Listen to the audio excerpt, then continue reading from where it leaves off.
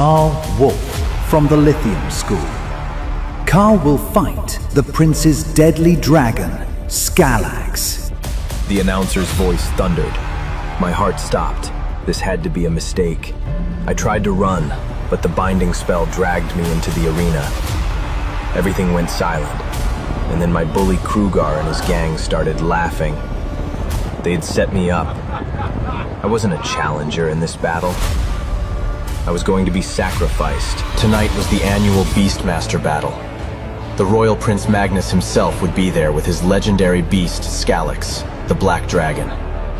Rumor was the Prince and Skalax would be competing in the tournament alongside us trainees.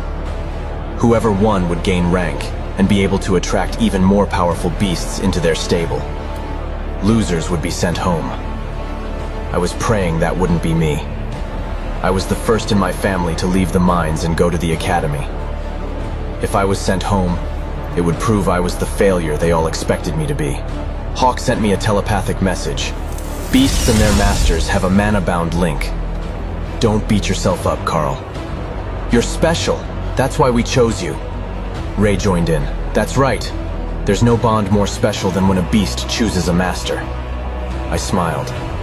While rich kids like Kruger had been gifted rare beasts by their wealthy parents, no one had forced Hawk and Ray to fight by my side. They'd chosen me. That's how I knew we were special. Suddenly the sound of trumpets rang out. Everyone dropped to one knee. Sergeant Rita panicked. The princess is early. I didn't know what to do. I'd never been around a princess before. Sergeant Rita pushed me down. Karl, you have to bow to royalty. Kruger snickered. He doesn't know anything. He's a dumb hick. Before I could come back with a brilliant retort, Princess Nadia arrived. She rode in on the back of a huge wilder bear. My jaw dropped. She was the most beautiful woman I'd ever seen. Then she leapt off the back of her bear and raised her hand. Please rise. I'm so happy to be at Lithium School. Kruger kissed her hand. We're happy to have you, Princess. He'd grown up around royalty. His father and the king were friends. Sergeant Rita patted Kruger on the shoulder. Yes, Princess, thank you. And what a beautiful creature you have. The princess scratched the bear behind the ears. The giant creature leaned into it. Yes, a wilder bear is a high-level beast, and I am happy to donate him to your bestiary. Everyone looked around, shocked. A high-level monster was a generous gift. One with a royal background, even more. Sergeant Rita bowed. We graciously accept. Do you have any wishes for how we use this beast? The princess nodded. Yes. With the games coming this evening upon my brother's arrival, I would like to keep things fair. Therefore, I would like the student with the weakest beast collection to receive this bear. The place went silent. Then all eyes went to me. Kruger shouted, No fair! Karl sucks! He shouldn't get anything! The princess ignored him and approached me. It seems you have the weakest beasts. I gulped. I guess, Your Honor. Sergeant Rita elbowed me. Your Highness, the princess laughed. Trade me your weakest beast and I will give you this bear. I froze. What was she saying? I'd have to give Hawk or Ray. I could feel everyone's eyes on me, in particular my beasts. It was a generous offer. A mythic beast like the wilder bear would immediately make me one of the most powerful beastmasters at the academy. Everyone would look at me differently. Other high-level beasts would want to join my stable. I'd become like my classmates, a powerful, chosen hero. All I had to do was say yes, and goodbye to one of my beasts. But Hawk and Ray had chosen me when I was nothing. They thought I was special. I shook my head. I'm sorry, Your Highness, but I can't give you either of my beasts. I could feel Hawk and Ray's relief, but everyone else gasped. Sergeant Rita hit me on the back of the head. Karl, don't insult the princess. Accept her generous offer. But the princess raised her hand. I thought I saw a twinkle in her eye. It's okay. Then Kruger shoved me out of the way. I'll take your bear. The princess nodded. Then I give him to you, friend of my father. Gloating, Kruger stepped back, holding the bear's reins. Now he was even more powerful than before, and I was still weak. Trumpets blared as the princess left the grounds. As soon as she was gone, Sergeant Rita grabbed my arm. "Karl, you've embarrassed our school for the last time. You're banned from this evening's festivities." I couldn't believe it. My beasts and I have been looking forward to the Beastmaster battle all year. It was our chance to prove to everyone that we were special. "No, please." Sergeant Rita folded her arms. "The prince could shut down our school if he doesn't think our students are worthy. And you are pathetic." Her words fell on me like bricks. I was a failure, not good enough to attend the Beastmaster battle, not good enough to be considered a real Beastmaster, a risk to the whole school. Sergeant Rita strode away. The others followed, laughing. I was alone. Hawk landed onto my shoulder. Ray curled against my neck. Well, not completely alone. I had my beasts. They had chosen me, even though I was nothing. Even now, after all I'd done to let them down, my beasts were trying to lift my spirits. I didn't deserve them. As I walked back toward campus, I saw the royal carriages strolling down the avenue, pulled by unicorns. The Crown Prince had arrived at the Bestiary College, and I heard a roar in the clouds. Somewhere up there, hidden under the cover of night, was the Crown Prince's legendary beast, a black dragon, and I wouldn't even be allowed to witness her in all her splendor. Up ahead, I saw everyone submitting their names to challenge the prince. A giant goblet had been set up outside the stadium. Students, trainees, and masters alike were dropping their names in. They were all so hopeful, so confident that they were true Beastmasters. They never doubted that they deserved to be there. I moved towards the cup as if sleepwalking. I even wrote my name on a card. My hand hovered over the cup. Should I submit it? No, I'd never get chosen. It was a Beastmaster challenge, not a Beast Loser challenge, and if I lost, I'd be putting the whole school at risk.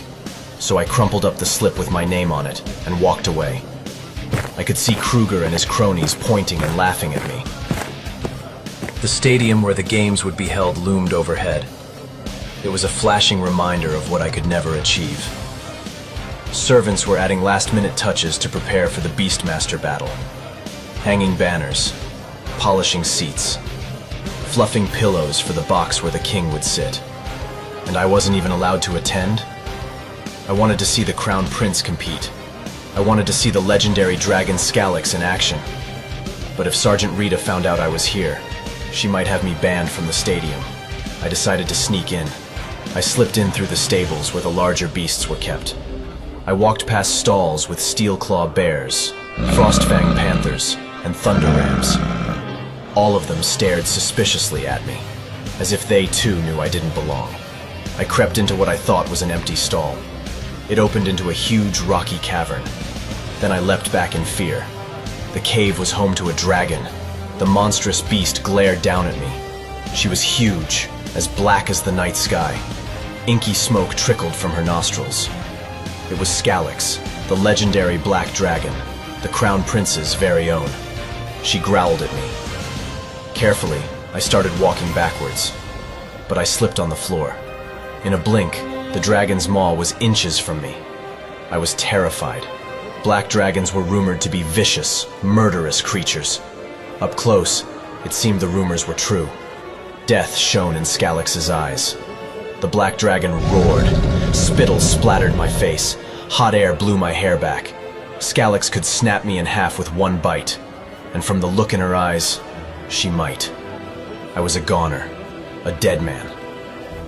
When a spider, Ray, crawled across the dragon's head. Scalix flinched in surprise. Her neck whipped, recoiling, as if disgusted by the touch. Hawk beat his wings in the far corner near an exit. "Ray!" I held out my hand. She fired a silken thread and swung toward me. The dragon's head spun in our direction. I dove for the door. We made it just in time. The dragon's breath blasted behind us. Suddenly, the rafters around me began to shake.